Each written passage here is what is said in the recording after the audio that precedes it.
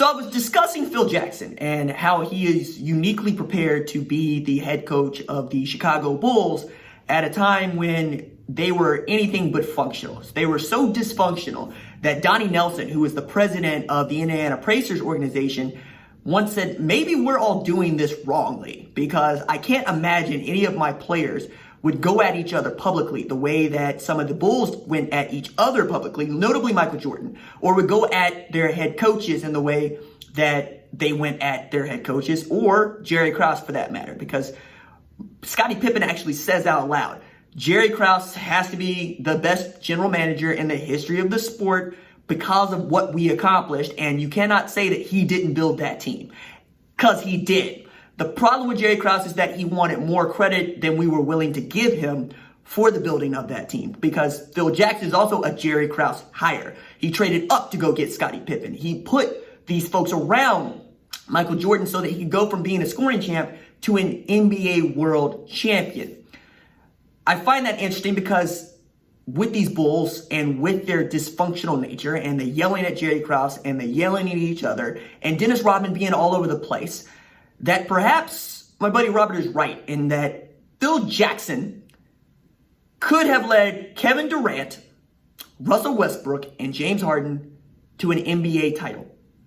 Because you have three really fierce personalities. You have one player in particular in Kevin Durant who needs to be coddled in the way that a Scottie Pippen needed to be coddled or given some tough love in the way that he gave him some tough love. You had a ball-dominant two-guard in one James Harden, who wanted more minutes and more playing time, but who you needed to coax into coming off the bench so that he could lead a good second unit. And you had a force of nature in a point guard named Russell Westbrook, who thought of himself as chippy from jump, was late to grow, was late to come into the game and in the sport in the way that he did, and would proudly wear 0 at a time when, it wasn't really a thing. And now it's become kind of ubiquitous, and we've even seen the NCAA adopt this uniform policy that will allow players to wear the number 0.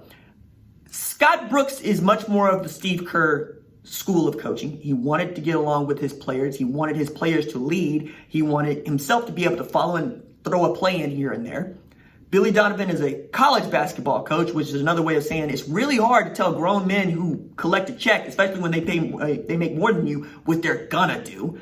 Even that said, I thought he did a fantastic job before the NBA season got postponed, canceled, whatever it's gonna be. And I think a big part of that is Chris Paul.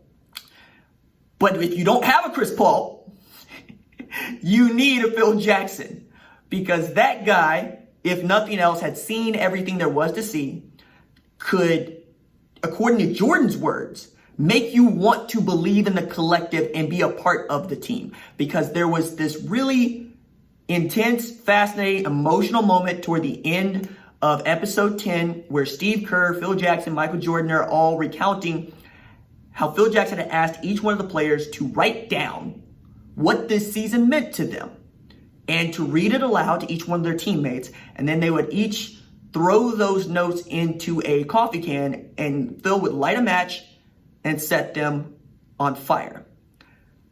And it was powerful for all, even so powerful as to move Michael Jordan to write a poem about that year that he read aloud for the team. By now, you know that Michael Jordan is not big on showing anybody his emotions. He's not big on letting anybody in. He is the proverbial teenage boy who's been jaded and now has put a barbed wired electric fence with rabbit pit bulls and a moat around his heart so that nobody gets in. So when he does decide to open that gate, we all treat it, I think, a bit differently than we would treat somebody else who is naturally emotional. But even he said, look, Phil could get that out of you.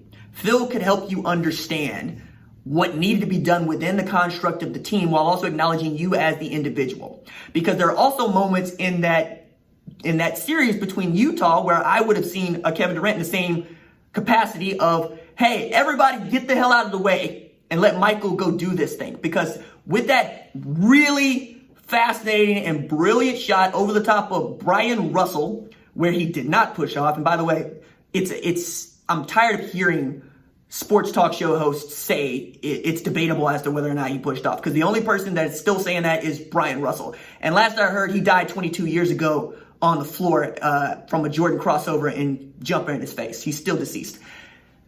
That said, Phil Jackson had the option to call timeout off of that play and didn't. And they asked Scotty, what did you think? What did you do? I'm getting the hell out the way. That's what I'm doing. And Dennis Rodman is yelling about, hey, we knew, like everybody else knew, who was taking that shot. This is what he does. This is who he is. And then you have Michael Jordan take that shot. That would have been Kevin Durant. That would have been what Phil Jackson would have looked at. Hey, that's the best player on the court. That is the best player on my team. I'm going to let this ride. I'm going to put my hands in my pockets and watch number 23 go to work, right? You would have had your playmaker in Russell Westbrook. You would have had your shot maker in James Harden. You would have had all these things working together. And I submit to you, we probably would have had a great time watching that team win an NBA title, if for no other reason than they would have got the Grant Park experience, in which Steve Kerr gets to tell the story of how y'all got it wrong. You see, when we were in that timeout, Phil Jackson had thought, Mike, you need to take the shot. And Mike said, you know what? I don't really like these situations. I'm not here for pressure. I think Steve should take the final shot. And he delivered that story with such aplomb and the joke with such grace that it lands the way that it should, right? And I think only Steve Kerr could do that. The other thing that I found really interesting about Phil Jackson, Michael Jordan, Steve Kerr, and the rest is how little Michael Jordan, Steve Kerr, and even Phil talked about that common bond between Kerr and Jordan of both having lost their fathers to murder in the way that they did. And Kerr said, we never talked about it. It never came up. He never brought it up. And I certainly wasn't, because I'm on his team, right? But I think Phil Jackson, knowing that about both of those guys and doing the research as to who's doing what and why is important. And he would also be very clear and be very calculating in his questions. Like Scottie Pippen comes out knowing this guy's kind of wishy-washy and, he's a tough dude, but you're going to get him to say yes or no. Hey, can you play? Yes, I can play. Okay. Or looking at Michael Jordan going, Jordan, who's open? Paxson, right? Then hit Paxson with the pass while also going, hey, that's Michael Jordan. I'm going to treat it differently. I think he would have done the same thing with Russell Westbrook, Kevin Durant.